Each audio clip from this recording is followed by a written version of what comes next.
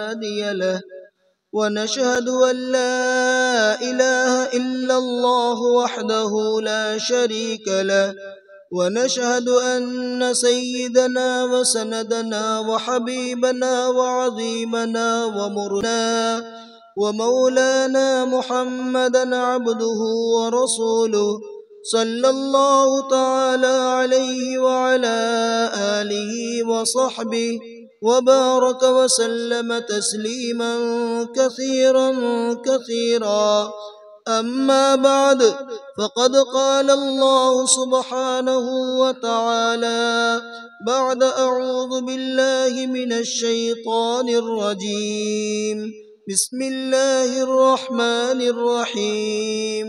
يا أيها الذين آمنوا اتقوا الله حق تقاته ولا تموتن إلا وأنتم مسلمون.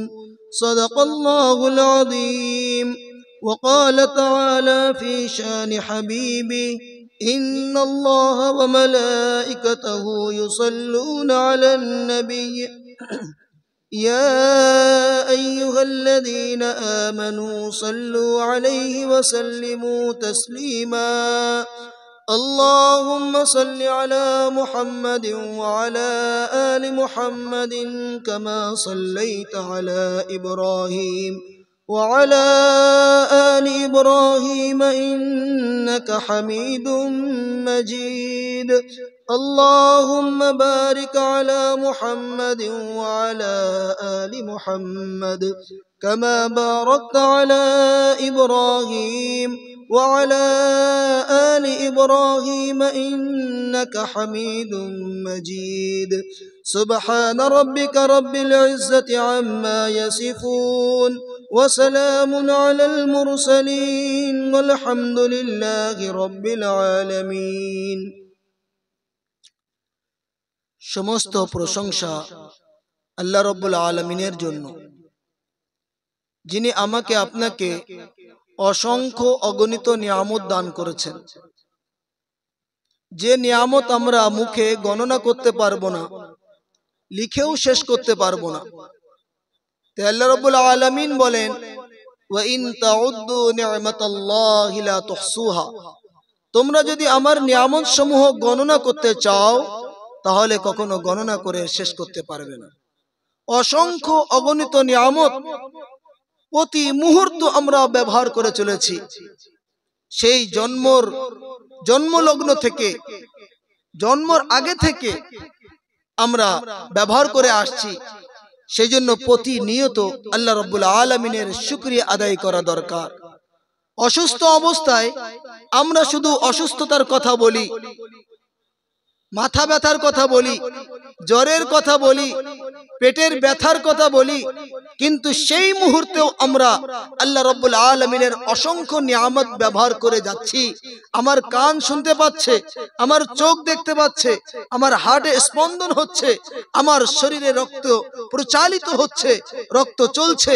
কত নিয়ামত আল্লাহ রাব্বুল আলামিন সেই সময়ও আমাদেরকে দিয়ে রেখেছেন, কিন্তু সব নিয়ামত ভুলে গিয়ে শুধু অসুস্থতার কথা শুধু আমরা বলি। এটা কখনো উচিত নয়। অসুস্থ আছেন, কেউ জিজ্ঞাসা করেছে আপনি কেমন আছেন, বলবেন আলহামদুলিল্লাহ। এবার অসুস্থতার কথা বলবেন। হাদিসের মধ্যে রাসূলুল্লাহ সাল্লাল্লাহু আলাইহি ওয়াসাল্লাম বলেন, أول من يدعى إلى الجنة الذين يحمدون الله في السراء والضراء। খুশির সময়, দুঃখের সময় যে আল্লাহর প্রশংসা করে, আল্লাহ রাব্বুল আলামিন এক শ্রেণীর মানুষকে সর্বপ্রথম জান্নাতে দেবেন। তাদের মধ্যে ওই ব্যক্তিও থাকবে যে সদা সর্বদা আল্লাহ রাব্বুল আলামিনের প্রশংসায় পঞ্চমুখ ছিল। কিন্তু আল্লাহ তাআলার প্রশংসা আমরা যথাযথভাবে করতে পারি না। আমাদের করার সামর্থ্য নেই, শক্তি নেই। সৃষ্টিকুলের শ্রেষ্ঠ মানুষ, মানুষের শ্রেষ্ঠ আম্বিয়া নবীগণ, নবীদের শ্রেষ্ঠ, নবীদের সরদার নবী মুহাম্মদুর রাসূলুল্লাহ সাল্লাল্লাহু আলাইহি ওয়াসাল্লাম, তিনি পাক জবানে তিনি নিজে বলছেন, اللهم لا أحصي ثناء عليك أنت كما أثنيت على نفسك। হে আল্লাহ, আপনার গুণগান করার ক্ষমতা সামর্থ্য আমাদের নেই। তবে আপনি আপনার প্রশংসা যেভাবে করেছেন, যে ভাষাই করেছেন, যে শব্দমালাই করেছেন, সেই শব্দের আকারে আমরা আপনার প্রশংসা করতে পারি, এর বাইরে আমাদের করার ক্ষমতা নেই। তো আল্লাহ রাব্বুল আলামিনের প্রশংসা করা। হযরত আবু হুরায়রা রাদিয়াল্লাহু তাআলা আনহু থেকে বর্ণিত, আন আবি হুরায়রা রাদিয়াল্লাহু তাআলা আনহু قال قال رسول الله صلى الله عليه وسلم كل امر ذي بال لا يبدا بحمد الله فهو اقطع। রাসূলুল্লাহ সাল্লাল্লাহু আলাইহি ওয়াসাল্লাম বলেন, যে কাজটি আল্লাহ রাব্বুল আলামিনের প্রশংসা ব্যতীত শুরু করা হলো, আল্লাহর নাম ছাড়া শুরু করা হলো, আল্লাহ রাব্বুল আলামিনের দান, সেই অনুদান যখন আমরা ব্যবহার করছি তো আল্লাহর নাম আমরা ভুলে যাচ্ছি। আসমান থেকে বৃষ্টি বর্ষণ কে করলেন, জমিতে ফসল কে ফলালেন, সব ভুলে গেলাম। খাবার সময়, ব্যবহার করার সময় আল্লাহ রাব্বুল আলামিন বলেন, আফরাআইতুমুল মা আল্লাযী তাশরাবুন আআনতুম আনজালতুমুহু মিনাল মুজনি আম নাহনুল মুনজিলুন। বান্দা তুমি বলো, আসমান থেকে বৃষ্টি কে বর্ষণ করলো? তুমি যে পানি পান করছো কোথায় পেলে? আল্লাহ তাআলা আসমান থেকে বৃষ্টি বর্ষণ করলেন, সেগুলো পাহাড়ে বরফের আকারে জমে গেল, আবার সেই বরফ গলে নহর নদী হয়ে প্রবাহিত হলো এবং পৃথিবীর আনাচে কানাচে মাটির নিচে সেগুলো সব জমা হয়ে গেল, স্টক হয়ে গেল। আমি আপনি খুব সহজে বোরিং করি আর পানি উপরে তুলে আনি, মোটরের সাহায্যে ট্যাঙ্কিতে আমরা জমা করি, আবার সে পানিগুলো আমরা ব্যবহার করি, সেই পানি পান করি, কিন্তু পানি পান করার সময় সেই আল্লাহর নাম নিতে আমরা ভুলে যাই। তো আল্লাহর নাম নেওয়া, আল্লাহর নাম নেওয়ার মধ্যে স্বীকার করা, হে আল্লাহ, এই প্রয়োজন পুরো করার শক্তি সামর্থ্য আমার ছিল না, আমি পিপাসার্ত ছিলাম, পানি পান করার প্রয়োজন ছিল, কিন্তু আপনার কুদরত, আপনার মেহেরবানি, আপনার দয়া, আপনার অনুকম্পা যদি না হতো তাহলে এই পানি পান করার, এই পিপাসা নিবারণ করার ক্ষমতা আমার স্বার্থে ছিল না, আমার শক্তিতে ছিল না। হে আল্লাহ, আপনি আমাকে দান করেছেন, আমি আপনার প্রতি কৃতজ্ঞ। এই কথা স্বীকার করা হয় বিসমিল্লাহর মাধ্যমে। সেজন্য যে কোনো কাজ করব, গুরুত্বপূর্ণ কাজ করব, জায়েজ কাজ করব, তার আগে বিসমিল্লাহ বলবো। যদি বিসমিল্লাহ না বলি, আল্লাহর নাম না নিই, আল্লাহর প্রশংসা না করি, সেই কাজটি অসম্পূর্ণ থেকে যায়, সেই কাজের মধ্যে কোনো বরকত থাকে না। সেজন্য আজ থেকে আমরা এখান থেকে একটা মেসেজ নিয়ে যাব যে আমরা যে কোনো কাজ করব তার আগে আল্লাহর নাম নেব ইনশাআল্লাহ। ইনশাআল্লাহ রাসূলুল্লাহ সাল্লাল্লাহু আলাইহি সাল্লাম আমাদেরকে শিক্ষা দিয়েছেন, ইসলাম কত পরিপূর্ণ। একবার ভাবি, এই এলাকায় যদি কোনো ঘর থাকে, যে ঘরে সমস্ত ফ্যাসিলিটি আছে, যে ঘরের বিষয়ে আমরা বলতে পারি যে এই ঘরটা পরিপূর্ণ, সেই ঘরের আপনি কিচেন দেখেন তো বুঝে আসবে যে ঘরটা সত্যি পরিপূর্ণ ঘর। সেই ঘরের টয়লেট দেখেন তাও বুঝে আসবে সেখানে যা প্রয়োজন সব আছে। সেই ঘরের বাথরুম দেখেন তো বুঝে আসবে।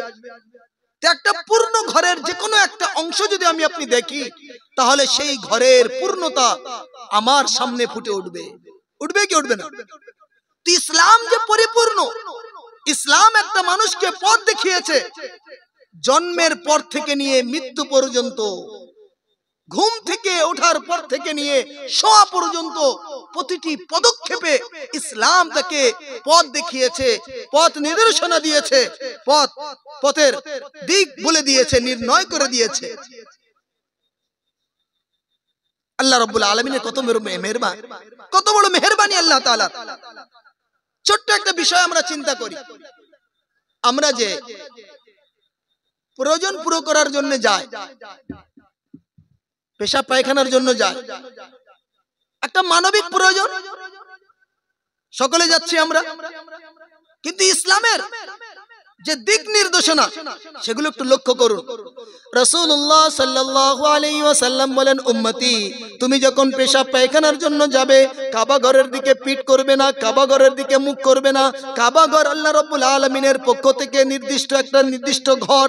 এই ঘরের অনেক সম্মান, এই ঘরের সম্মান আল্লাহর সম্মান, তোমার মালিকের সম্মান। অতএব এই ঘরের সম্মানার্থে, এই ঘরের মালিকের সম্মানার্থে, তুমি তোমার সৃষ্টিকর্তার সম্মানার্থে এই ঘরের দিকে পিঠ করে পেশাব পায়খানা করবে না, এই ঘরের দিকে মুখ করেও পেশাব পায়খানা করবে না।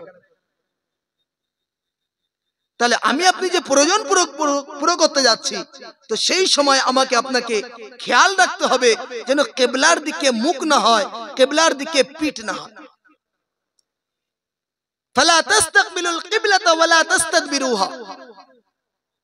আগে রাসূল সাল্লাল্লাহু আলাইহি ওয়াসাল্লাম আরো বলেন, উম্মতি তুমি যখন নিজের প্রয়োজন পুরো করার জন্য যাবে তখন ডান হাত ব্যবহার করবে না। প্রয়োজন পুরো করার পরে তুমি যখন পবিত্র হবে, পাক সাফ হবে, বাম হাত ব্যবহার করবে। ডান হাত খাওয়া দাওয়ার ব্যাপারে কাজে লাগে, বাম হাত দিয়ে তুমি তোমার পরিচ্ছন্নতা অবলম্বন করবে। পরিচ্ছন্নতা বাম হাত দিয়ে করবে। তাহলে তুমি তোমার বিষয়টাও খেয়াল রাখো। এখানেই ক্ষান্ত নয়। পীরে নবী সাল্লাল্লাহু আলাইহি ওয়াসাল্লাম আরো বলেন, উম্মতি তুমি যখন তোমার প্রয়োজনের জন্য যাবে, রাস্তার ধারে, পানির ঘাটে, গাছের ছায়া, গাছের তলে তুমি পেশাব পায়খানা করবে না, তুমি তোমার প্রয়োজন পুরো করবে না। এতে রাস্তায় যে ব্যক্তি চলবে, পথচারীর কষ্ট হতে পারে, অন্য ব্যক্তি কষ্ট পেতে পারে। তাদের দিকে খেয়াল রেখে দূরে এমন জায়গায় তুমি তোমার প্রয়োজন পুরো করো যাতে কারোর যেন কষ্ট না হয়, কারোর কষ্ট হবে না। ইসলাম মুসলমান কাকে বলে? আল মুমিনু মান আমিনাহুন নাস। প্রকৃতপক্ষে মুসলমান সেই ব্যক্তি যার থেকে অন্যান্য মানুষেরা নিরাপদে থাকে। কিসে থাকে? নিরাপদে থাকে। শান্তির বাতাবরণ তৈরি করে, শান্তির বার্তা দেয়। মক্কার বুকে এমন পরিবেশ তৈরি হয়েছিল, কেউ সেখানে রাজত্ব করার জন্য প্রস্তুত ছিল না। মারামারি, হানাহানি, দাপাদাপি, ঝগড়া, দাঙ্গা সদা সর্বদা চলছে। বিভিন্ন দলে মানুষ বিভক্ত হয়ে আছে, দলবদ্ধভাবে রাস্তায় চলে।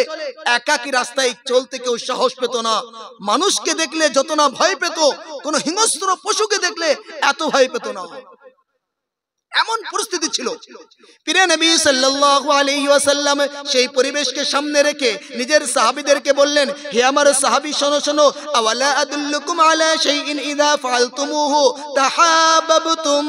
আমি কি তোমাদের এমন একটি বিষয় বলবো না, যদি তোমরা তার উপর আমল করো নিজেদের মধ্যে মহব্বত তৈরি হবে, নিজেদের মধ্যে প্রেম প্রীতি তৈরি হবে, নিজেদের মধ্যে ভালোবাসা তৈরি হবে, নিজেদের মধ্যে ভ্রাতৃত্ব তৈরি হবে।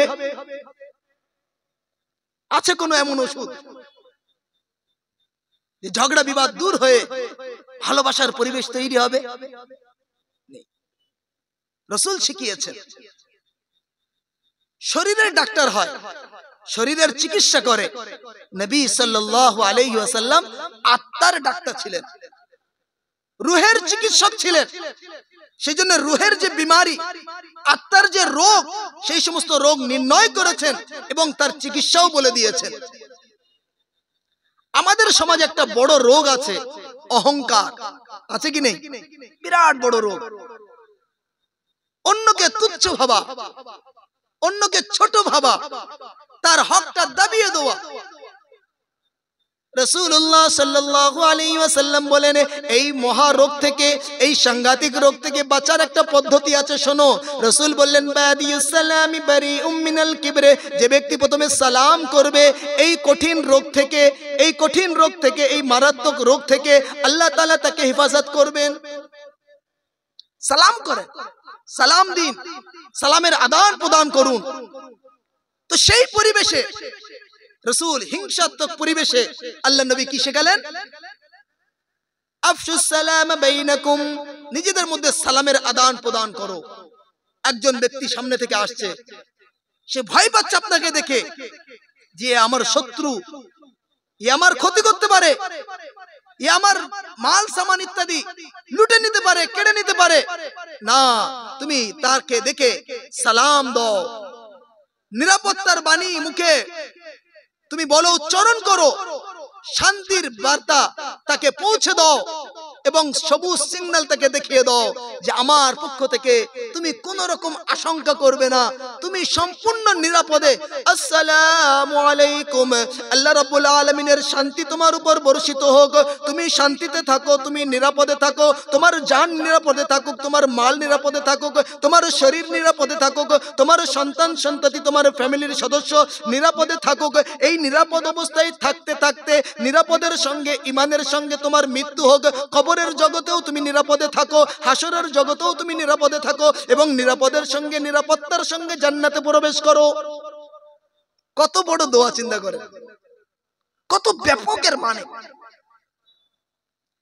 কুশল বিনিময়ের জন্য, সম্ভাষণের জন্য আরো অনেক শব্দ আছে, সেগুলো মানুষের মস্তিষ্ক নির্গত, মানুষ সেগুলো ব্রেন থেকে বানিয়েছে। গুড নুন, গুড মর্নিং, গুড ইভিনিং ইত্যাদি বিভিন্ন শব্দ, সুবহ বখের, শাম বখের, বিভিন্ন ভাষায় আছে। কিন্তু এই সমস্ত শব্দগুলো অনেক ক্ষেত্রে কাজে লাগে না। ভালো শব্দ, মিনিং ভালো, অর্থ ঠিক আছে, কিন্তু অনেক ক্ষেত্রে এগুলো ব্যবহার করা যায় না, সমস্ত ক্ষেত্রের জন্য প্রযোজ্য নয়। আপনি আপনার পরিচিত, আপনার বন্ধুর বাড়ি গিয়েছেন, কোন আত্মীয়ের বাড়ি গিয়েছেন, কোন পরিচিত মানুষের বাড়ি গিয়েছেন, গিয়ে দেখছেন যে তার ঘরে আগুন জ্বলছে। সকালবেলা আপনি গুড মর্নিং বলতে পারবেন না, বলা যাবে? মুশকিল। ইসলাম আমাকে আপনাকে শিখিয়েছে সালামের আদান প্রদান করো, বলো আসসালামু আলাইকুম, তোমার উপর শান্তি বর্ষিত হোক। ঘরের আগুন লেগেছে, আসসালামু আলাইকুম। অসুস্থ আছো, আসসালামু আলাইকুম। কেউ মারা গিয়েছে, আসসালামু আলাইকুম। শান্তিতে আছো, আসসালামু আলাইকুম। তোমার শান্তি আরো বেড়ে যাক, তোমার শান্তি আরো ব্যাপক হোক, তুমি চিরদিন শান্তিতে থাকো, শান্তিতে থাকতে থাকতে শান্তির সঙ্গে দুনিয়া থেকে যাও। কত সুন্দর অর্থ রাসূল আমাকে আপনাকে শিখিয়েছেন। রাসূলের কথা ব্রেন মস্তিষ্ক নির্গত নয়, ওহির সাহায্যে বলেন। পবিত্র কোরআন তাই বলে, ওয়ামা ইয়ানতিকু আনিল হাওয়া ইন হুয়া ইল্লা ওয়াহয়ুন ইউহা, ওহির সাহায্যে কথা বলতেন। ভাইরা আমার, আল্লাহ রাব্বুল আলামিন সেই রাসূলের উম্মত হওয়ার তৌফিক আমাকে আপনাকে দান করেছেন। সকলে একবার মন খুলে বলে আলহামদুলিল্লাহ, আরো জোরে বলি আলহামদুলিল্লাহ। তো যে কথা বলছিলাম, যে আল্লাহর নবী আমাকে শিখিয়েছেন, কি শিখিয়েছেন? কিবলার দিকে পিঠ করবে না, কিবলার দিকে মুখ করবে না, ডান হাত ব্যবহার করবে না পবিত্রতা অর্জনের সময়, এবং রাস্তার ধারে, পুকুরের ঘাটে, গাছের নিচেই প্রয়োজন পুরো করবে না, অন্য মানুষের কষ্ট হতে পারে। প্রিয় নবী সাল্লাল্লাহু আলাইহি ওয়াসাল্লাম আরো বলেন, উম্মতি তুমি যখন নিজের প্রয়োজন পুরো করতে যাবে তখন কোনো পোকামাকড়ের চালায় গর্তে পেশাব পায়খানা করবে না। হতে পারে ওখানে কোনো ছোট প্রাণী আছে যে মারা যেতে পারে, আর হতে পারে কোনো বিষাক্ত প্রাণী আছে, তুমি তার দংশনে ক্ষতিগ্রস্ত হতে পারো। তাহলে অন্যান্য প্রাণীর বিষয়টাও তুমি মাথায় রাখো।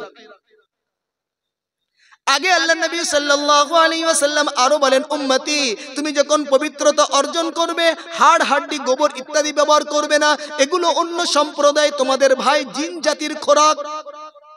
কাদের খোরাক? জিনের খোরাক। দেখবেন কত হাড় হাড্ডি পড়ে আছে, আস্তে আস্তে আস্তে আস্তে সব শেষ, জিন জাতির খোরাক। টাইম বলার জন্য কিছু একটা দিয়ে গেলে তো একজন মুসলমান যখন নিজের প্রয়োজন পুরো করতে যাবে তো নিজের মালিকের কথা খেয়াল রাখতে হবে, নিজের কথা খেয়াল রাখতে হবে, অন্যান্য মানুষের কথা খেয়াল রাখতে হবে। এখানে বলা হয়নি যে মুসলমান যেন কষ্ট না পায়, বলা আছে কেউ যেন কষ্ট না পায়, মুসলিম অমুসলিম সকলে। ইসলাম শান্তির বাণী, শান্তির বার্তা দেয়, শান্তির বাণী শোনায়, শান্তির শিক্ষা দেয়, শান্তির দীক্ষায় দীক্ষিত করে। অনেক ঘটনা। হযরত ওমর ফারুক রাদিয়াল্লাহু তাআলা আনহু কত বড় একজন সাহাবী, কত তার ক্ষমতা। হযরত ওমর ফারুক রাদিয়াল্লাহু তাআলা আনহু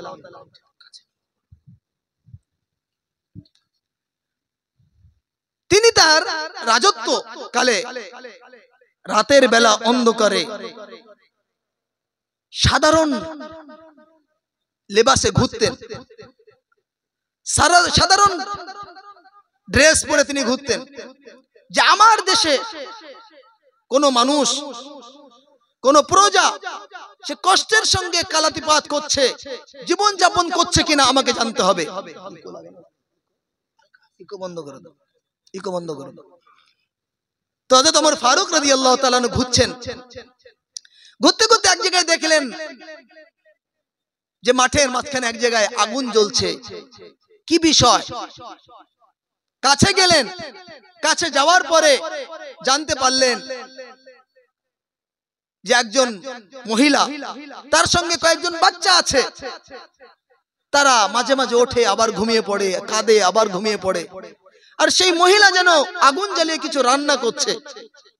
আমিরুল মুমিনিন ওমর ফারুক রাদিয়াল্লাহু তাআলা আনহু জিজ্ঞাসা করেন সেই মহিলাকে, তুমি কি রান্না করো? বাচ্চাগুলো কেন কাঁদে? বললেন, আর বলবেন না, এই বাচ্চাগুলো কয়েকদিন অনাহারে আছে, আমি তাদের মুখে একটু খাবার জোগাতে পারিনি, মা হয়ে আমি সহ্য করতে পারছি না, তাদেরকে বিভিন্ন কলে কৌশলে, বিভিন্ন বাহানায় আমি তাদের ঘুম পাড়ানোর চেষ্টা করছি। এই হাঁড়িতে কিছুই নেই, পানি দিয়ে কয়েকটি পাথর দিয়ে এই পানিটা জাল দিচ্ছি আর তাদেরকে সান্ত্বনা দিচ্ছি আমি। হযরত ওমর ফারুক রাদিয়াল্লাহু তাআলা আনহু ওখান থেকে চলে গেলেন। যাওয়ার পর বাইতুল মাল থেকে আটা, খেজুর ইত্যাদি নিয়ে চলতে শুরু করেছেন। খাদিম বললেন, হুজুর আমাকে দিন। আমিরুল মুমিনিন ওমর ফারুক রাদিয়াল্লাহু তাআলা আনহু নিজের খাদিমকে বললেন যে, বাবা তুমি কাল কিয়ামতে আমার গুনার বোঝা তুমি বইবে না, আমার দায়িত্ব তুমি আমাকে পালন করতে দাও। আজ যদি আমি আমার দায়িত্ব পালন করি, আল্লাহ রাব্বুল আলামিনের কাছে আমি বলতে পারবো। নিজে নিয়ে গেলেন। যার নাম শুনে সেই সময়ের সুপার পাওয়ার রোম, পারস্য যারা প্রকম্পিত হতো, কাঁপতো, সে আমিরুল মুমিনিন স্বয়ং নিজে সেগুলো নিয়ে যাচ্ছে।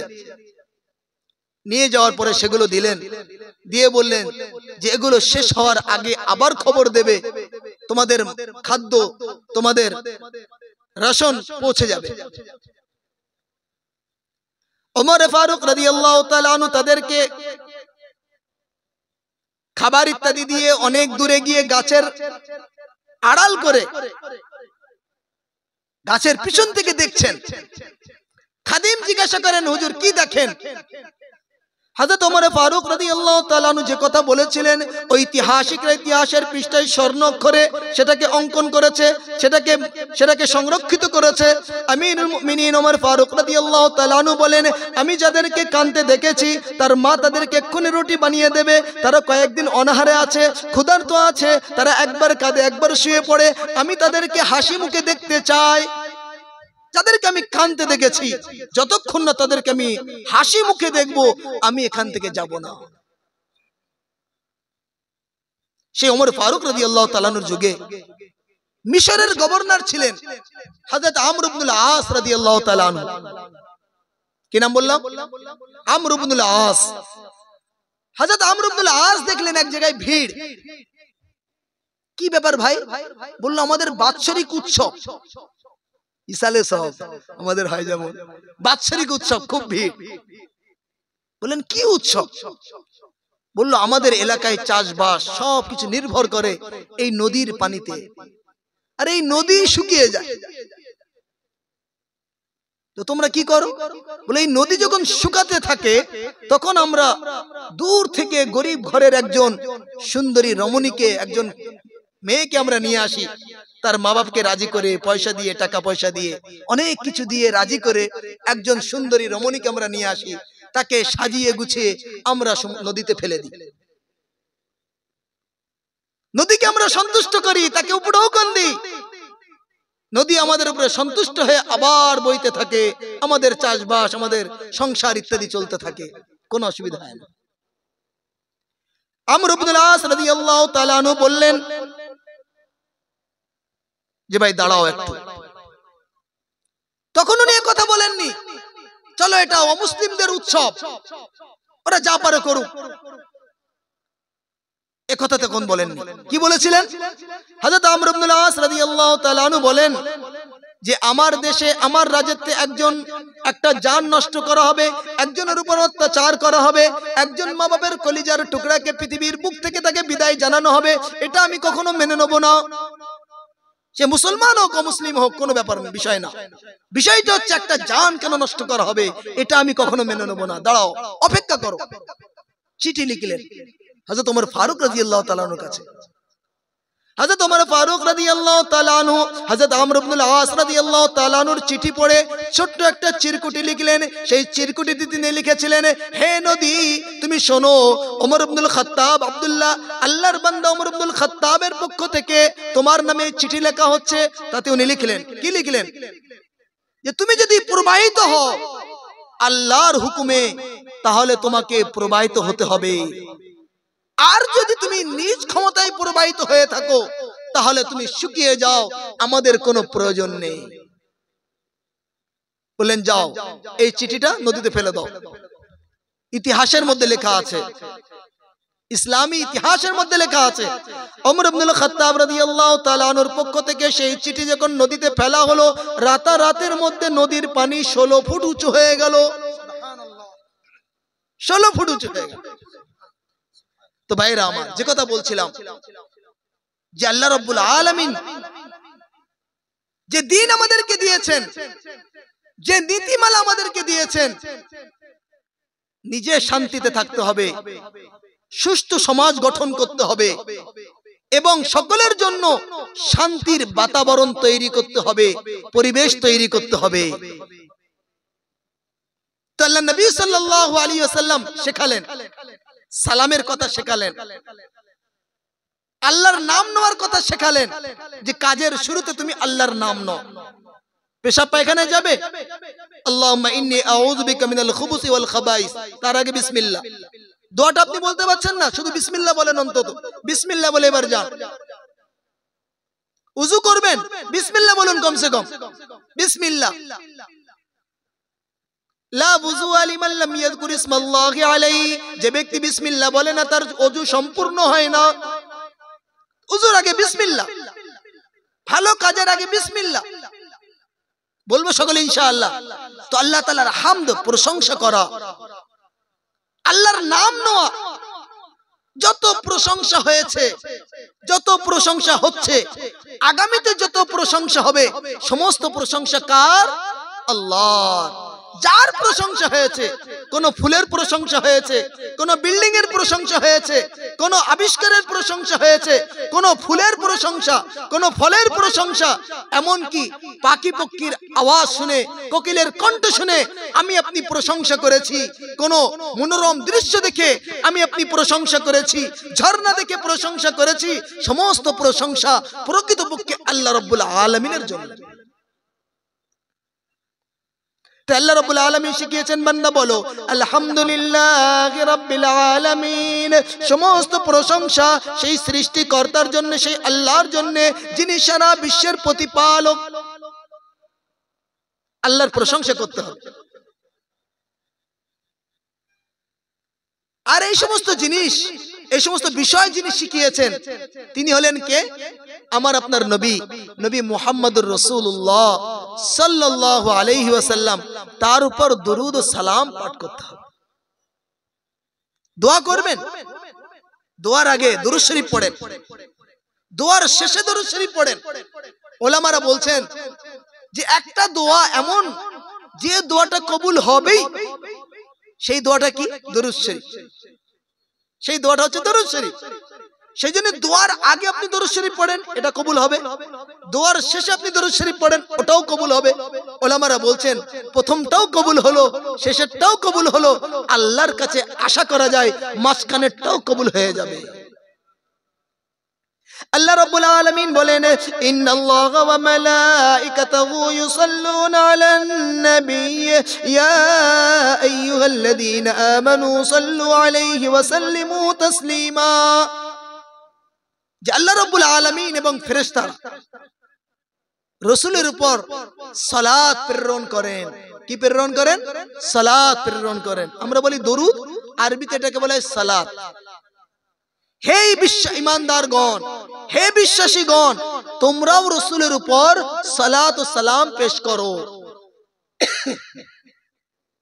এই আয়াত যখন অবতীর্ণ হয়েছে, সাহাবারা বললেন, ইয়া রাসূলুল্লাহ, সালাম তো আমরা জানি, সালাত আমাদেরকে শিখিয়ে দিন। তাআল্লামনা সালাম ফাআল্লিমনা সালাত, আমাদেরকে সালাত শিখিয়ে দিন, সালাম আমরা জানি। সাহাবারা সালাম জানতেন তখন, কিন্তু সালাত জানতেন না। সালাম কোনটা? তাশাহুদের মধ্যে আমরা পড়ি, আত্তাহিয়াতু লিল্লাহি ওয়াস সালাওয়াতু ওয়াত তাইয়্যিবাত। আত্তাহিয়াত মানে সমস্ত মৌখিক আত্মিক ইবাদত। আত্তাহিয়াতু লিল্লাহি ওয়াস সালাওয়াতু ওয়াত তাইয়্যিবাত, হে আল্লাহ, সমস্ত মৌখিক এবং আত্মিক ইবাদত, সমস্ত আর্থিক ইবাদত, সমস্ত শারীরিক ইবাদত আপনার জন্য। as-সালাত শারীরিক ইবাদত, ওয়াত তাইয়্যিবাত আর্থিক ইবাদত, অর্থের ইবাদত, সাদকা করা, যাকাত দেওয়া, কাউকে সাহায্য করা মাল দিয়ে, এগুলো হচ্ছে তাইয়্যিবাত। হে আল্লাহ, সমস্ত আত্মিক, শারীরিক, আর্থিক সমস্ত ধরনের ইবাদত, সমস্ত ধরনের উপাসনা কার জন্য? আপনার জন্য। আসসালামু আলাইকা আইয়ুহান নবিয়্যু ওয়া রাহমাতুল্লাহি ওয়া বারাকাতুহু, হে নবী, আপনার উপর সালাম বর্ষিত হোক এবং তার রহমত এবং বরকত। তো তিনটি বিষয় আল্লাহকে বলা হলো, আত্মিক ইবাদত, শারীরিক ইবাদত, আর্থিক ইবাদত। তিন প্রকার ইবাদত হে আল্লাহ আপনার জন্য। আল্লাহ রাব্বুল আলামিন বললেন, বান্দা, তুমি তিন প্রকার ইবাদত আমাকে দিয়েছো, তোমাকে আমি তিন প্রকার নিয়ামত দেব।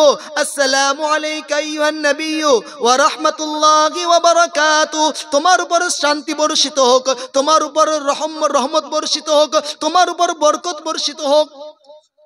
তিন প্রকার ইবাদত, সেই তিন প্রকারের ইবাদতের বিনিময়ে আল্লাহ রাব্বুল আলামিনের পক্ষ থেকে তিন প্রকার নিয়ামত দেওয়া হবে।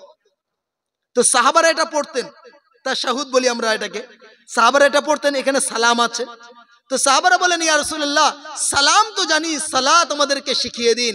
নবী সাল্লাল্লাহু আলাইহি ওয়াসাল্লাম বললেন, বলো আল্লাহুম্মা সাল্লি আলা মুহাম্মাদিন ওয়া আলা আলি মুহাম্মাদ কামা সাল্লাইতা আলা ইব্রাহিম ওয়া আলা আলি ইব্রাহিম ইন্নাকা হামিদুম মাজিদ। দরুদ ইব্রাহিম যেটা আমরা পড়ি, সমস্ত দরুদের থেকে শ্রেষ্ঠ দরুদ। এই দরুদ শেখালেন আল্লাহ নবী সাল্লাল্লাহু আলাইহি ওয়াসাল্লাম, সাহাবাদেরকে এই দরুদ শিখিয়ে দিলেন। তো সালাম হচ্ছে ওই আসসালামু আলাইকা আইয়ুহান নবিয়্যু ওয়া রাহমাতুল্লাহি ওয়া বারাকাতুহু, এবং সালাত হচ্ছে আল্লাহুম্মা সাল্লি আলা মুহাম্মদ, এটা হচ্ছে সালাত। হে বিশ্বাসীগণ, তোমরা নবীর উপর সালাম ও সালাত প্রেরণ করো। নামাজের মধ্যে আমরা শেষ বৈঠকে রাসূলের উপর সালাত ও সালাম প্রত্যেক মুসলমান পেশ করে থাকি, পেশ করা দরকার, করব ইনশাআল্লাহ। দরুদ শরীফের অনেক ফজিলত, একটা ফজিলত শুনবো আজকে।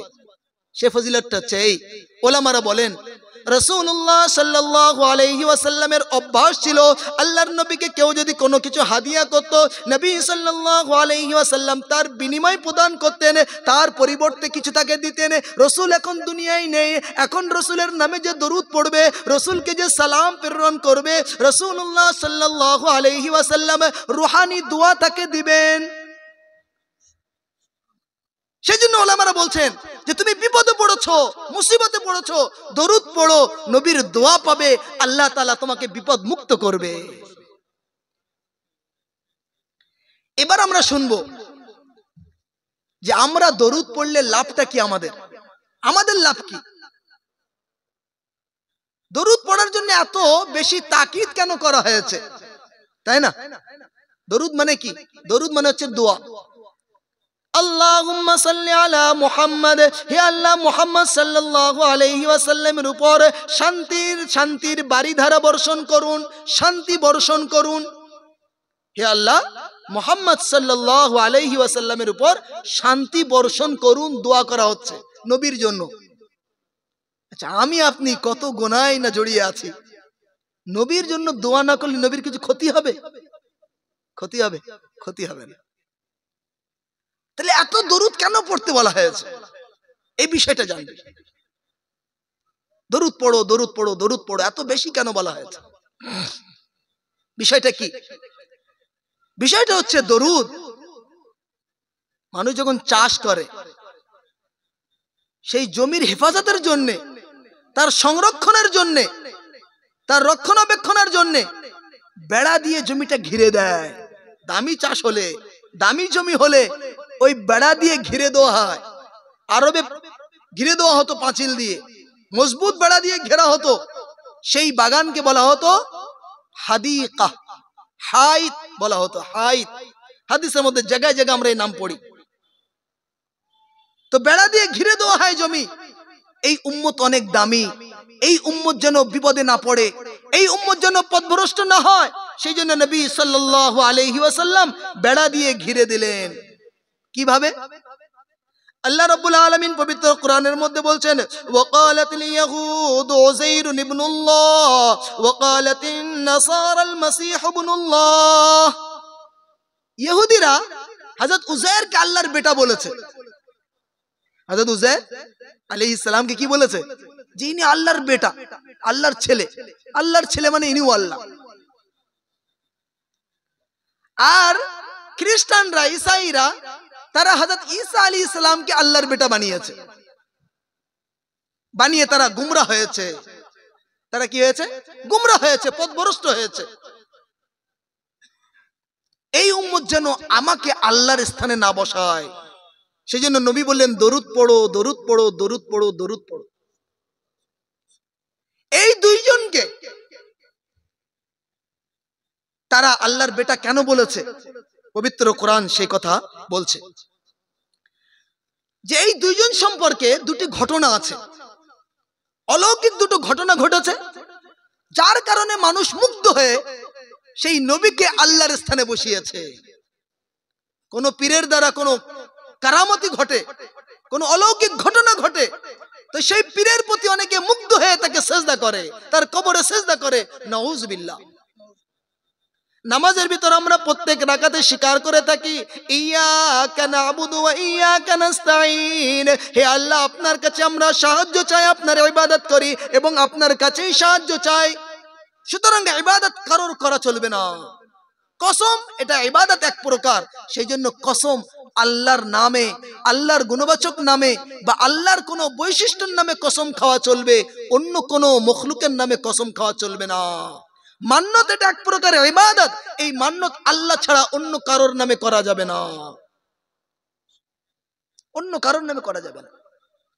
হযরত আলী রাদিয়াল্লাহু তাআলা আনহু থেকে বর্ণিত, হযরত আলী রাদিয়াল্লাহু তাআলা আনহু বলেন, লাআনাল্লাহ মান লাআনা ওয়ালিদাই। আল্লাহর অভিশাপ ওই ব্যক্তির উপর যে নিজের মাতা-পিতাকে অভিশাপ করে। আছে কি নেই সমাজে? তোমার মতো বাপ অনেক দেখেছি, বলে কি বলে না? কত কথা বলে, মা বাপকে কত কষ্ট দেয়। তারা তোমার জন্য কত রাত জেগেছে, তোমার মা তোমাকে গর্ভে ধারণ করেছে, কত কষ্ট করেছে, কত নিজের ইচ্ছা ছেড়ে দিয়েছিল, কত জায়গায় তোমার জন্য যায়নি, সারা রাত এক পাশে রাত কাটিয়েছে, ভিজে জায়গায় শুয়ে তোমাকে শুকনো জায়গায় শুয়েছিল। তোমার বাপ রৌদ্র, ঠান্ডা, বৃষ্টি, বাদলে তোমাকে কিভাবে আরামে রাখবে, তোমাকে কিভাবে নিরাপদে রাখবে, সেই জন্য সে মেহনত পরিশ্রম করেছিল। আজ তাদেরকে তুমি মুহূর্তে তাদের সমস্ত অবদানকে তুমি অস্বীকার করে গেলে। সেজন্য আল্লাহর নবী আলাইহিস সালাম বলেন, লাআনাল্লাহ মান লাআনা ওয়ালিদাই। যে নিজের মাতা পিতাকে অভিশাপ করে, আল্লাহ রাব্বুল আলামিনের অভিশাপ তার উপর। আগে বলছেন, ওয়া লাআনাল্লাহ মান যাবাহা লিগাইরিল্লাহ। আল্লাহ রাব্বুল আলামিনের অভিশাপ ওই ব্যক্তির উপর যে অন্যের নামে পশু জবাই করে। যে পশুকে আল্লাহ সৃষ্টি করেছে, তার খাদ্য খোরাক আল্লাহ সৃষ্টি করেছে, তার হায়াত মওতের মালিক তিনি, সেই পশুকে তুমি জবাই করছো অন্যর নামে। লাআনাল্লাহ মান যাবাহা লিগাইরিল্লাহ। অন্যের নামে যে পশু প্রাণী জবাই করে, আল্লাহ রাব্বুল আলামিনের অভিশাপ, লানত সেই ব্যক্তির উপর। তৃতীয় একটা কথা বলছেন, ওয়া লাআনাল্লাহ মান গায়্যারা মানারাতাল আরদ। আল্লাহর অভিশাপ ওই ব্যক্তির উপর যে আল ঠেলে দেয়, খুঁটি সরিয়ে দিয়ে অন্যের জমি আয়ত্তে নিয়ে নেয়। আছে কি নেই আমাদের সমাজে? আলটা একটু ঠেলে দিল, খুঁটিটা রাতারাতি একটু সরিয়ে দিয়ে দুহাত কবজা করে নিল। ওই ব্যক্তির উপর আল্লাহর লানত অভিশাপ, কখনো শান্তি সে পাবে না। এবং যতদিন সেই জমি অন্যের তার দখলে থাকবে, তার বংশের পরম্পরা চলতে থাকবে, ততদিন সে গুনাহ পাবে। সামান্য দুনিয়ার জন্য নিজের আখিরাত আমরা বরবাদ করব না। তো ইবাদত আল্লাহর জন্য, কোনো ইবাদত কারোর নামে করা চলবে না। তো কারোর দ্বারা যদি কোনো অলৌকিক ঘটনা ঘটে, আল্লাহর ওলি বুজুর্গের মাধ্যমেও ঘটনা ঘটে, তাদের সম্মানার্থে, তাদের সম্মানের জন্য, এবং তারা যে পথে চলে আল্লাহর সাহায্য পেয়েছে, সেই পথে আমাকে আপনাকে চলতে হবে। এই জন্য আল্লাহ তাআলা কারামত দেখান। তো যাই হোক, এই দুজন নবী, হযরত উযায়ের এবং হযরত ঈসা, এই দুজন নবীর দ্বারা দুটি ঘটনা ঘটেছিল, যার কারণে তার মান্যওয়ালা তাদেরকে আল্লাহর জায়গায় বসিয়েছে মুগ্ধ হয়ে। কি ঘটনা সেটা শুনবো। হযরত উযায়ের আলাইহিস সালাম বাড়ি থেকে বার হলেন। কি নিয়ে বার হলেন? সাইকেল, মোটরসাইকেল নিয়ে না, গাধা নিয়ে বার হলেন। গাধার সওয়ারি নিয়ে বার হলেন। গাধার উপর আরোহণ করে তিনি যাচ্ছেন। কোথা থেকে যাচ্ছেন? একটা জনপদ দিয়ে যাচ্ছে, একটা গ্রাম দিয়ে যাচ্ছেন। সেই গ্রামে আল্লাহ তাআলার আযাব এসেছিল কোন সময়। সারা গ্রামের ঘর বাড়ি সব পড়ে আছে। ধ্বংসস্তূপের মাঝখান দিয়ে তিনি সফর করছেন। কোনো লোক নেই, কোনো মানুষ নেই, কেউ বলার নেই, কেউ শোনার নেই, কোনো হাকডাক নেই। নীরব এরিয়া দিয়ে তিনি পথ অতিক্রম করছেন আর ভাবছেন যে এরা সব ধ্বংস হয়ে গিয়েছে, এরা সব মরে গিয়েছে, এদেরকে আল্লাহ রাব্বুল আলামিন জীবিত করবেন। সেই জীবিত করার স্বরূপটা কেমন হবে, সেই জীবিত করার পদ্ধতিটা কেমন হবে, মনের মধ্যে একটা কৌতুক জেগেছে। সন্দেহ আসেনি, একটা কৌতুক জানার একটা আগ্রহ জাগলো মনের মধ্যে। কিভাবে হবে এটা বিষয়টা? যেমন আমি আপনি জানি যে কাবাঘর আছে, কিন্তু কাবাঘর দেখারও আমরা আগ্রহ রাখি। কাবাঘর দেখার একটা মনের একটা দীর্ঘদিনের বাসনা আমাদের মধ্যে আছে। তো এটা সন্দেহের কারণে নয়, তার আকার আকৃতি দেখা, তার থেকে বরকত নেওয়া, বরকতময় হওয়ার আশায় কাবাঘর দেখার একটা আশা প্রত্যেক মুমিন মুসলমানের অন্তরে আছে। তো হযরত উযায়ের আলাইহিস সালাম ভাবছেন যে এদেরকে আল্লাহ রাব্বুল আলামিন জীবিত করবেন, তো কিভাবে জীবিত হবে এরা, সেটা যদি আমি দেখতাম কতই না ভালো হতো। আল্লাহ রাব্বুল আলামিন সেই কথা বলছেন, আও কাল্লাযী মাররা আলা ক্বরিয়াতিন ওয়া হিয়া খাবিয়াতুন আলা উরুশিহা, যে ওই ব্যক্তি যিনি একটা জনপদ দিয়ে পথ অতিক্রম করছিলেন, ওয়া হিয়া খাবিয়াতুন আলা উরুশিহা, সেই এলাকার সমস্ত ঘরবাড়ি সব ধ্বংস হয়ে গিয়েছিল, ভেঙে গিয়েছিল। হযরত উযায়ের বলছেন, ক্বালা আন্না ইউহয়ী হাযিহিল্লাহু বা'দা মাউতিহা, এদের মরে যাওয়ার পর আল্লাহ রাব্বুল আলামিন এদেরকে পুনরায় কিভাবে সৃষ্টি করবেন। যাক, এই মনের মধ্যে একটা কথা এসেছে। হযরত উযায়ের পথ অতিক্রম করছেন, করতে করতে করতে করতে কিছুক্ষণ একটু টিফিন করার জন্য, আরাম করার জন্য এক জায়গায় নামলেন। নেমে একটা গাছে একটা খুঁটিতে গাধাটা বেঁধে দিলেন। আর রুটি ছিল ওনার কাছে, রুটিটা ছোট ছোট কেটে, আর আঙ্গুর ছিল, আঙ্গুরের রস দিয়ে, নিংড়ে রস দিয়ে রুটিগুলো ভিজিয়ে দিলেন, যে একটু পরে রুটিগুলো ভিজে সুন্দর তৈরি হবে, উনি খাবেন, খাওয়ার পরে একটু বিশ্রাম করে আবার যাবেন। নাস্তা করি আমরা সেইভাবে। তো গাধাটা বেঁধে দিলেন আর রুটিতে আঙ্গুরের রস নিংড়ে দিয়ে একটা গাছে হেলান দিয়ে ঘুমাচ্ছেন। আল্লাহ রাব্বুল আলামিন তার রূহ কবজ করে নিলেন, ঘুম পাড়িয়ে রাখলেন। কতদিন ঘুম পাড়িয়ে রাখলেন? অনেক দিন ঘুম পাড়িয়ে রাখলেন। তো হযরত উযায়ের ঘুম থেকে উঠলেন। ওঠার পরে আল্লাহ তাআলা বলছেন, উযায়ের কতদিন থাকলে এখানে? আল্লাহ রাব্বুল আলামিন বলছেন, ফামাতাহুল্লাহু মিয়াতা আমিন সুম্মা বাআসা, 100 বছর পর তিনি উঠলেন। 100 বছর পর, কত রাত, কত দিন, কত যুগ, কত বছর পার হয়ে গিয়েছে, কত দিন পার হয়ে গিয়েছে, সব পরিবর্তন হয়ে গিয়েছে। 100 বছর পর তাকে জাগানো হলো। আল্লাহ রাব্বুল আলামিন বলছেন, কালা কাম লাবিস, উযাইর বলো তুমি এখানে কতদিন ছিলে? তো হযরত উযাইর ভাবছেন, যদি আজকে বার হয় তো এই অর্ধেক দিন হবে, আর যদি কালকে বার হয়ে থাকে তাহলে একদিন। তো বলেন আল্লাহ, একদিন অথবা অর্ধেক, একদিনের অর্ধেক। কালা লাবিস্তু ইয়াওমান আও বা'দা ইয়াওম, একদিন অথবা একদিনের কিছু অংশ আমি ঘুমিয়েছি। আল্লাহ রাব্বুল আলামিন বললেন, উযাইর আমি বলবো। বলুন ইয়া আল্লাহ বলুন। কালা বাল লাবিস্তা মিয়াতা আম, তুমি 100 বছর এখানে ঘুমিয়েছো। বলেন ইয়া আল্লাহ 100 বছর? বলেন জি 100 বছর। আচ্ছা তুমি দেখো তো তোমার বাহনটা কোথায় গেল, সেই গাধাটা, আর তোমার খাদ্যটা কেমন আছে দেখো। হযরত উযাইর দেখছেন সেই গাধাটা দেখা যাচ্ছে না, এই সামান্য একটু হাড় হাড্ডি পড়ে আছে কোন রকম। আচ্ছা খানাটা ওটা ঠিক আছে। আচ্ছা গাধা 2-4 দিন বেঁচে থাকার সম্ভাবনা আছে কি নেই? 1 সপ্তাহ 10 দিন বেঁচে থাকার সম্ভাবনা আছে, সেটা একদম শেষ। আর খানাটা আগে খারাপ হওয়া দরকার ছিল। কেন? এতে আঙ্গুরের রস দেওয়া আছে, আঙ্গুরের রসে খুব তাড়াতাড়ি নেশা আসে, বিভিন্ন ধরনের ওয়াইন তৈরি হয়, নেশা জাতীয় দ্রব্য তৈরি হয়, আর বিরাট দামে বিক্রি হয়। তো এটা খুব তাড়াতাড়ি খারাপ হয়ে যাওয়ার কথা ছিল, এটা আছে ভালো আর ওটা একেবারে শেষ।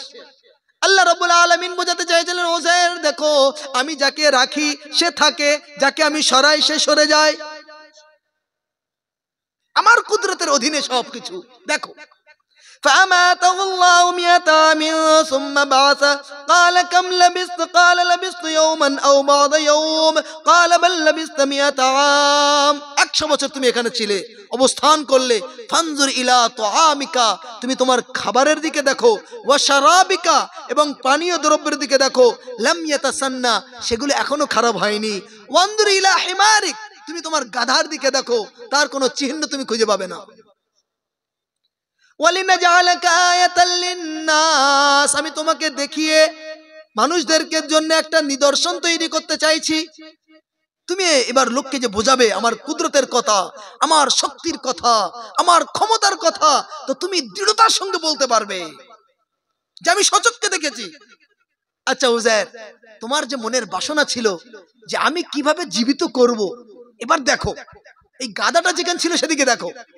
আল্লাহ রাব্বুল আলামিন আদেশ দিলেন, সমস্ত হাওয়া, তার যে সমস্ত অনুকণা ছড়িয়ে আছে, হাওয়ায় ছড়িয়ে গিয়েছে, সেগুলো এক এক করে সব একত্রিত হতে লাগলো, গাধার ঢাঁচা তৈরি হলো। সেই ঢাঁচায় আল্লাহ রাব্বুল আলামিন গোশতের আবরণ পরিয়ে পূর্ণাঙ্গ গাধা হযরত উযাইরের সামনে পেশ করে দিলেন। সম্ভব কি সম্ভব না? আপনি 1 গ্লাস পানিতে চিনি মিশিয়ে দেবেন, চিনি মেশানোর পরে পানিতে মিশে গেল, চিনি আর একদম দেখা যাচ্ছে না, কিন্তু এমন মেশিন বার হয়েছে ওই পানি থেকে চিনি বার করতে পারে।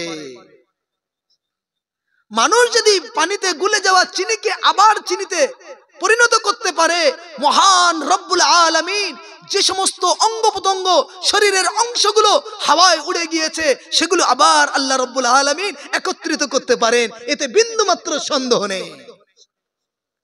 আল্লাহ রাব্বুল আলামিন বলেন, উযাইর তুমি তোমার গাধার দিকে দেখো, ওয়ানজুর ইলাল ইযাম কাইফা নুনশিজুহা সুম্মা নাকসুহা লাহমা, আমি গাধার ঢাঁচা কিভাবে তৈরি করি এবং তার উপর গোশতের আবরণ কিভাবে পরিয়ে দিই তুমি দেখো। ফালাম্মা তাবায়্যানা লাহু, যখন সমস্ত বিষয়টা হযরত উযাইরের সামনে ঘটে গেল, হযরত উযাইর কি বলছেন? আল্লাহর কাছে মাথা নত করে, ক্বালা আলাম আন্নাল্লাহ, ক্বালা আলাম আন্নাল্লাহ আলা কুল্লি শাইইন কাদির। হে রব্বুল আলামিন, আমার দৃঢ় বিশ্বাস হলো, দৃঢ় বিশ্বাস যে আপনি সমস্ত ক্ষমতার অধিকারী, সবকিছু আপনার কুদরতের অধীনে। যাই হোক, এই ঘটনা ঘটে গিয়েছে। বাড়ি থেকে বার হয়েছিলেন কোনো কাজে, মনে করেন আপনি বসে হেঁটে যাচ্ছেন, আর বসে হেঁটে থেকে 100 বছর পর ফিরছেন, তো গ্রামের অবস্থা ঠিকঠাক থাকবে তো? তো হযরত উযাইর গিয়েছিলেন কোনো কাজে আর ফিরছেন গ্রামে 100 বছর পর, সে রাস্তাঘাট চিনতে পারছেন না ভালো, অলি গলি সব পাল্টে গিয়েছে। তো আগে খড় রাস্তা ছিল, পিচ হয়ে গিয়েছে, নলকড়ার মতো তো এরকম না যে 20-25 বছরের তাও হচ্ছে না, এরকম না তো, সব পাল্টে গিয়েছে। দোকান পাট পাল্টে গিয়েছে। এখানে একটা বড় গাছ ছিল, সে গাছ নেই। এখানে নালা ছিল, সে নালা নেই। এখানে একটা কুড়ে ঘর ছিল, সে ঘর নেই।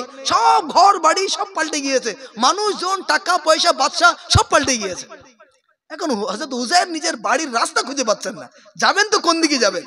আচ্ছা, কাউকে চেনাও যাচ্ছে না যে জিজ্ঞাসা করবে। কি বিপদ! বলছে যে ভাই ওই রাস্তাটা কোথায়? বলছে তুমি কে? বলছে আমি উজাইর। উজাইর মার খাবে বলে গেছে। উজাইর আমাদের নবী ছিলেন, আল্লাহর নবী, বিরাট তার মান, তার মাকাম, তার মর্তবা, পুরো এলাকার লোক তাকে মানতো। আর তুমি মিথ্যা দাবি করে পিঠ রক্ষা করতে পারবে? খবরদার ওই কথা আর বলো না, অন্য নাম নাও। আমি উজাইর আল্লাহর নবী। একজন, দুজন, চারজন, বিরাট ভিড় হয়ে গেল, লোকে মারে ধরে, এরকম একটা অবস্থা।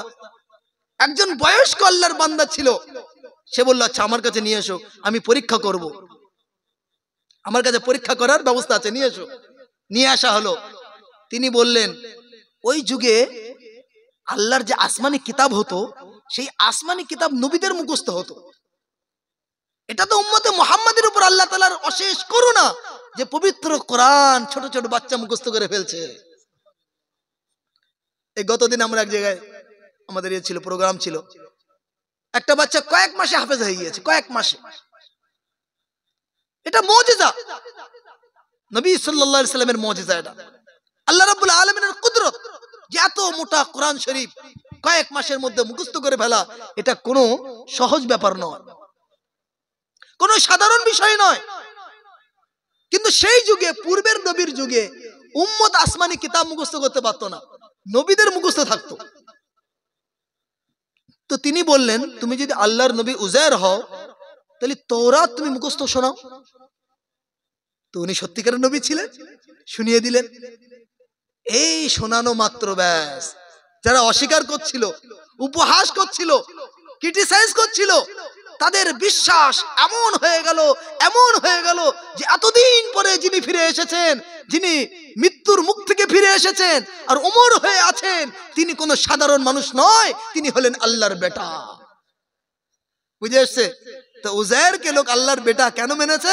যে একটা অলৌকিক ঘটনা হযরত উজাইরের মাধ্যমে ঘটে গিয়েছিল। তো উজাইরের মাধ্যমে আল্লাহ পর্যন্ত না পৌঁছে গিয়ে হযরত উজাইরকে আল্লাহর জায়গায় ঠেলে দিয়েছে, দিয়ে তারা গুমরা হয়ে গিয়েছে। তারা কি হয়েছে? গুমরা হয়েছে। তো উজাইরের বিষয়টা বুঝতে পারলাম। এবার রইল হযরত ঈসার বিষয়টা, এটা বুঝি। হযরত ঈসা আলাইহিস সালাম, আল্লাহ রাব্বুল আলামিন একটা বিশেষ কুদরত হযরত ঈসা আলাইহিস সালামের মাধ্যমে আল্লাহ রাব্বুল আলামিন দেখিয়েছেন। সেই কথা আল্লাহ তাআলা পবিত্র কোরআনের সূরা মারইয়ামের মধ্যে বলেছেন। কোথায় বলেছেন? সূরা মারইয়াম। কোরআন শরীফের মধ্যে অনেক মহিলার ঘটনা আছে, কিন্তু নাম কারোর নেওয়া হয়নি। লূত আলাইহিস সালামের স্ত্রীর কথা আছে, ইমরানের স্ত্রীর কথা আছে, নাম নেওয়া হয়নি। ফিরআউনের বিবির কথা আছে, আসিয়ার কথা আছে, নাম নেওয়া হয়নি। কিন্তু হযরত ঈসা আলাইহিস সালামের কোনো আব্বা নেই, মায়ের নাম নিয়ে ওনার পরিচয় দেবেন কিভাবে?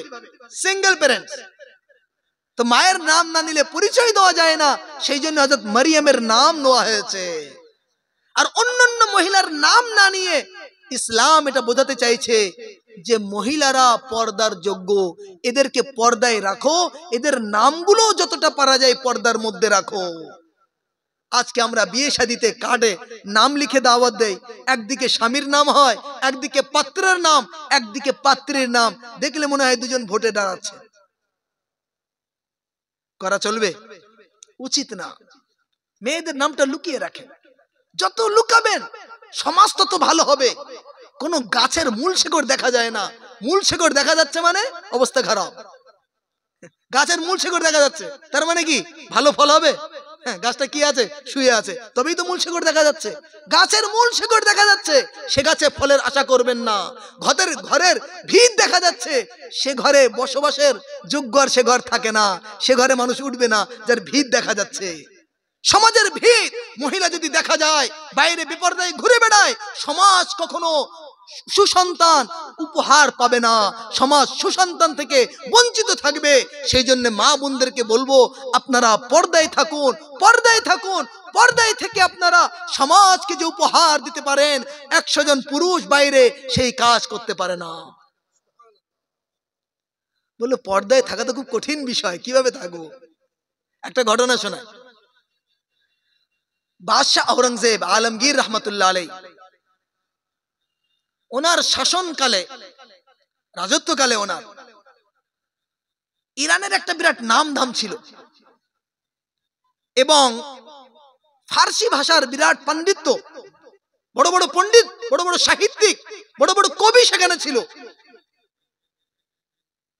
বাদশার ছেলে কবিতার একটা লাইন বানিয়েছে, দুর্রে আবলক কসে কমদিদাস্ত, কবিতার একটা লাইন বানিয়েছে, আর একটা লাইন বানাতে পারছে না।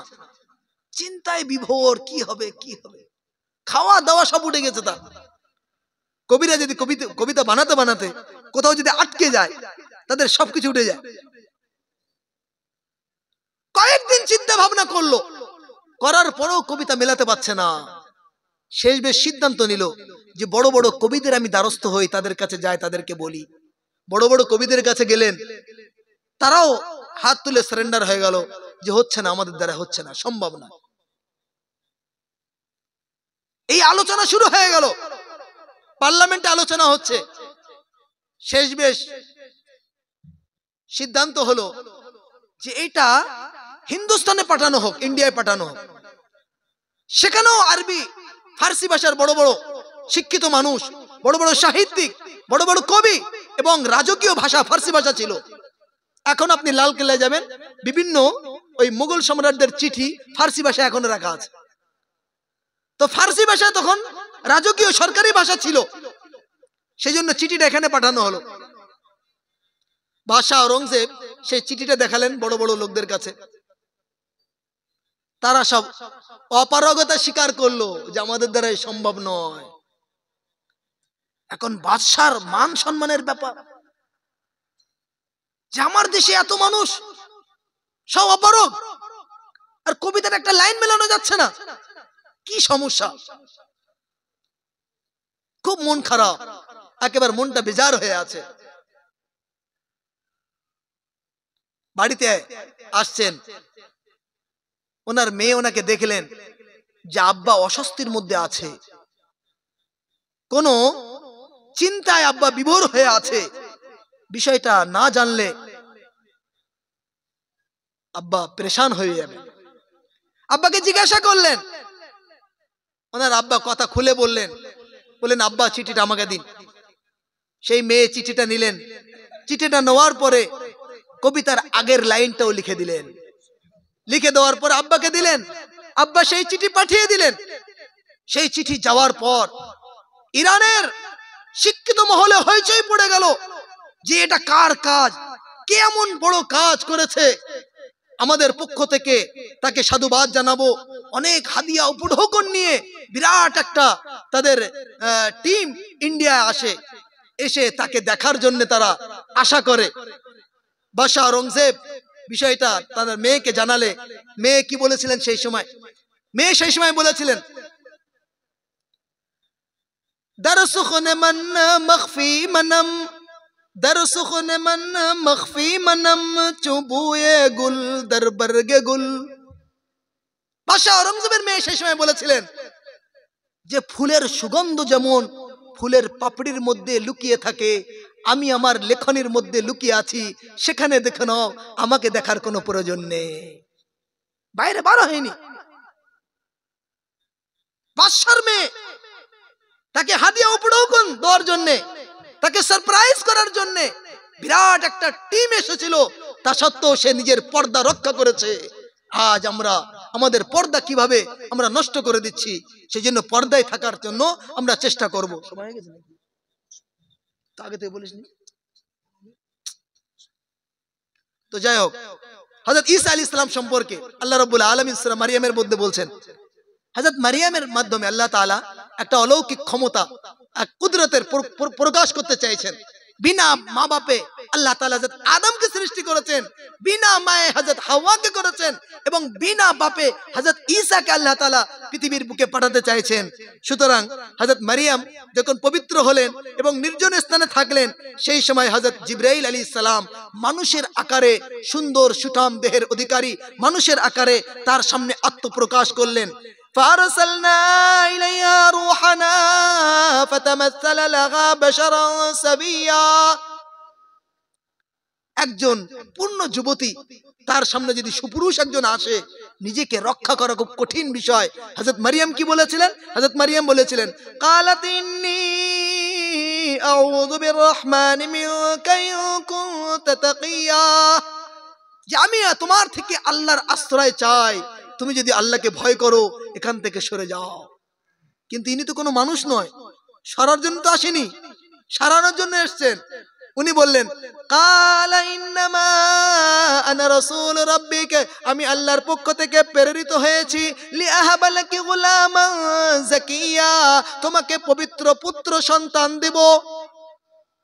হযরত মারিয়াম বললেন, সন্তান হয় দুটি পদ্ধতিতে, সন্তান হয় দুটি পদ্ধতিতে, একটা জায়েজ পদ্ধতি, একটা নাজায়েজ পদ্ধতি, একটা বৈধ পদ্ধতি, একটা অবৈধ পদ্ধতি।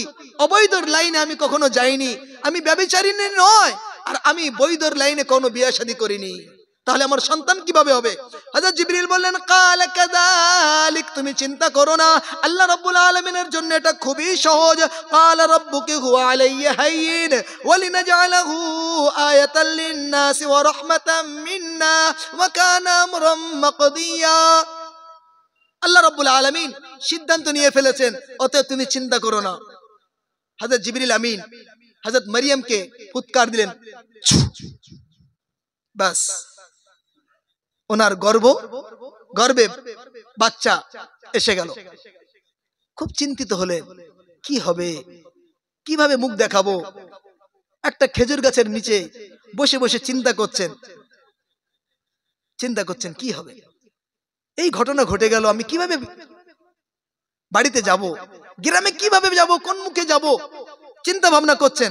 হযরত জিবরিল আমিন আওয়াজ দিলেন, ফানাদাহা মিন তাহতিহা আল্লা তাহজানি, তুমি চিন্তিত হয়ো না, কদ জাআলা রাব্বুকি তাহতাকি সারিয়া, দেখো আল্লাহ রাব্বুল আলামিন তোমার পানির ব্যবস্থা করেছেন, ঝর্ণা প্রবাহিত করেছেন। ওয়াহুজি ইলাইকি বিজিযিন নাখলাতি, আর খেজুর গাছের এই কাণ্ডটা ধরে নাড়া দাও, তরু তাজা খেজুর তোমার জন্য আসবে। শুকনো গাছে খেজুর যদি আসে, তাহলে বিনা বাপে বাচ্চা দেওয়া আল্লাহর জন্য কোনো আশ্চর্যের বিষয় নয়, চিন্তিত হয়ো না, খেজুর খাও, পানি পান করো। বিনা কষ্টে বাচ্চা হয়ে গিয়েছে, এই বাচ্চা দেখে আত্মার শান্তি নাও, বাচ্চা দেখে খুশি হও, পানি পান করো, খেজুর খাও, চিন্তা করো না। কিন্তু উনি চিন্তা করছেন, আমি যাবো এবারে বাচ্চা নিয়ে ঘরে, তো সেখানে তো মুখ দেখানো মুশকিল হয়ে যাবে। ফাকুলি ওয়াশরাবি ওয়া কাররি আইনা, খাও, পান করো, এবং নিজের আত্মাকে শান্তি পৌঁছাও। فإما ترين من البشر أحدا فقولي إني نذرت للرحمن صوما فلن نكلم اليوم إنسيا। আর শোনো, যদি কোনো লোক তোমাকে দেখে, কারোর সঙ্গে সাক্ষাৎ হয়, তুমি যাবে, সাক্ষাৎ হবে, লোক আসবে, তো তুমি তাদেরকে বলবে যে আমি কথা বলার রোজা রেখেছি। কিসের রোজা? কথা বলার রোজা। জানেন, রোজা মানে বিরত থাকা, তো খাওয়ার রোজা মানে খাওয়া থেকে দূরে থাকা, পান করার রোজা মানে পান করা থেকে দূরে থাকা, আর স্ত্রীর সম্ভোগ থেকে দূরে থাকা। এটা হচ্ছে শরীয়তের পরিভাষায় রোজা। আর আবিধানিক রোজা হলো যে কোনো বিষয় থেকে দূরে থাকা, তার রোজা। কথা বলবেন না তো কথার রোজা হয়ে গেল, তাই না? আর তেল মাখবেন না তো তেল মাখার রোজা হয়ে গেল, আর পান্তা খাবেন না তো পান্তা খাওয়ার রোজা হয়ে গেল। এটা হচ্ছে আবিধানিক রোজা, আর এটা হচ্ছে শরীয়তের ভাষায় রোজা। তো ইনি বললেন আমার রোজা কথা বলার রোজা, তার মানে কারোর সঙ্গে কথা বলবেন না। আর চিন্তা করেন দেখি, কেউ যদি চুরি করে আর ধরা পড়ে, আর সে চোর যদি বলে আমি কথা বলবো না, তার পিঠ বাজবে। হযরত মারিয়াম বলছেন আমি কথা বলবো না, কথা বলার রোজা। এক তো কি করেছে না করেছে জানা নেই, আবার বলছে কথা বলবো না। কথা বললে তো বিষয়টা আসবে সামনে, যে না ভুল হয়ে গিয়েছে, কি আমার বিয়ে হয়ে গিয়েছিল, অমুক তমুক, যে কোনো একটা বিষয় থাকবে। বলছেন না আমার কথা বলা নিষেধ, উনি নিজের এলাকায় ফিরে আসলেন। এলাকায় আসার পরে فاتت به قومها تحمله قالوا يا مريم لقد جئت شيئا فريا। লোকে লোকারণ্য বাড়িতে, মরিয়ম তুমি কি করলে, কি জঘন্য কাজ তুমি করেছো? তোমার আব্বা ভালো মানুষ ছিল, তোমার মা ভালো মানুষ ছিল, তুমি কি কাজ করেছো? সকলের মুখে চুনকালি লাগিয়ে দিয়েছো।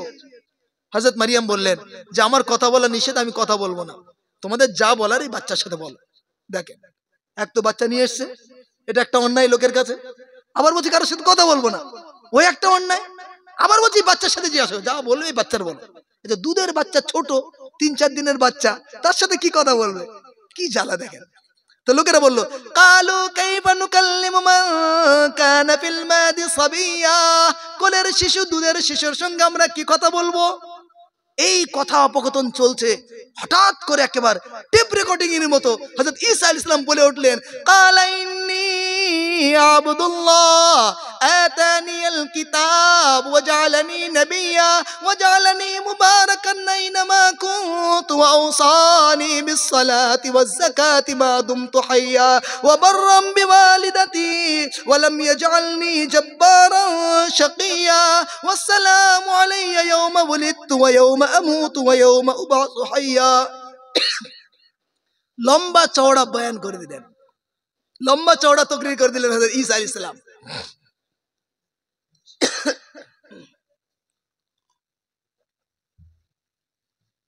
আচ্ছা এবার বলেন, যারা ঝামেলা করছিল তারা ঝামেলা করবে?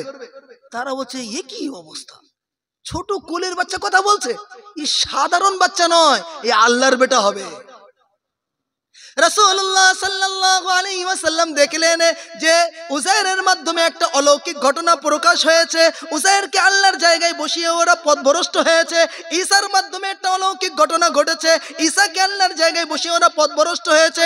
আমার উম্মত যেন আমাকে আল্লাহর জায়গায় না বসায়, আল্লাহর জায়গায় বসিয়ে যেন পথভ্রষ্ট না হয়, সেই জন্য বলেন উম্মত দরুদ পড়ো, দরুদ পড়ো, দরুদ পড়ো। উম্মত যখন আল্লাহর কাছে বলবে আল্লাহ আপনি মুহাম্মদ সাল্লাল্লাহু আলাইহি ওয়াসাল্লামের উপর রহমত বর্ষণ করুন, আল্লাহর কাছে যখন নবীর জন্য দোয়া করবে, নবীকে কখনো আল্লাহর জায়গায় বসাবে না। এই পাঁচিল দিয়ে বাগানটা উম্মতে মুহাম্মাদীকে নবী ঘিরে দিলেন। এই দরুদ শরীফ আমাকে আপনাকে বেশি বেশি করে পড়তে হবে, পড়বো ইনশাআল্লাহ। আল্লাহ নবী সাল্লাল্লাহু আলাইহি সাল্লামের বিষয়ে আরো কথা ছিল, সময় আমাকে বলেন আর হঠাৎ করে বলছে শেষ, তো কি করা যাবে। এখন নবীর উপর অনেক মুজিজা, সব থেকে বড় মুজিজা হলো ভাই এই কোরআন। এই কোরআন হলো সব থেকে বড় মুজিজা। হযরত ঈসা আলাইহিস সালামের লাঠি এখন আর সাপ হচ্ছে না, হযরত সুলাইমান আলাইহিস সালাম এখন আর ওই আপনার ওই সিংহাসনে বসে উড়ে চলে যাচ্ছেন না, আর হযরত দাউদ আলাইহিস সালামের জন্য লোহা এখন আর নরম হচ্ছে না, হযরত ঈসা আলাইহিস সালামের হাত এখন উজ্জ্বল হচ্ছে না। এই সমস্ত মুজিজাগুলো এক একটা সময়ের জন্য ছিল, কিন্তু পবিত্র কোরআন কিয়ামত পর্যন্ত থাকবে। এর সংরক্ষণাবেক্ষণের দায়িত্ব আল্লাহ রাব্বুল আলামিন স্বয়ং নিজে নিয়েছে। এই কোরআনের সাথে আমরা সম্পর্ক জুড়বো, আল্লাহ রাব্বুল আলামিন আমাদের হেফাজত করবেন। হযরত হাবিব বিন যায়েদ রাদিয়াল্লাহু তাআলা আনহুর কথা বলে আমি কথা শেষ করছি। হযরত হাবিব বিন যায়েদকে শত্রুরা মেরে তার হাত, পা, চোখ, নাক, কান ইত্যাদি কেটে দিয়েছিল। ওনার মা উম্মে আমারা রাদিয়াল্লাহু তাআলা আনহা যখন শুনলেন যে তোমার বেটাকে শত্রুরা শহীদ করে দিয়েছে, শুধু তাই নয় তার হাত, পা, চোখ, নাক, কান ইত্যাদি কেটে দিয়েছে, ওনার মা আল্লাহর শুকরিয়া আদায় করলেন আর বলেছিলেন, কি শব্দ বলেছিলেন, ইতিহাসের পৃষ্ঠায় স্বর্ণাক্ষরে লেখা আছে। ওনার মা বলেছিলেন লিহাদাল ইয়াউমি আরদাতুহু, আজকের দিনের জন্য আমি আমার সন্তানকে দুধ পান করিয়েছিলাম। আমার সন্তান আমার দুধের মূল্যায়ন করেছে, আমি আমার সন্তানকে দুধ পান করিয়েছিলাম আল্লাহর দিনের জন্য, আল্লাহর কোরআনের জন্য, আল্লাহর নামের জন্য। সে তার জানের কুরবানি পেশ করবে। আমার ছেলে তাই করেছে, আল্লাহ তাআলা ওকে প্রতিদান দেবে। আমি আমার সন্তানের প্রতি খুশি, হে আল্লাহ তুমিও খুশি হয়ে যাও। সুতরাং ভাইরা আমার, মা বাপদেরকে এইরকম হতে হবে যে আমাদের সন্তানেরা তারা কোরআন শিখুক, দিন শিখুক, শরীয়ত শিখুক, দিনের উপরে আমল করুক, শান্তির বাতাবরণ তৈরি করুক, সুস্থ সমাজ তৈরি করুক। আল্লাহ তাআলা আমাদের বলা শোনা অনুযায়ী আমল করার তৌফিক দান করুন। দরুদ শরীফ আল্লাহুম্মা সাল্লি আলা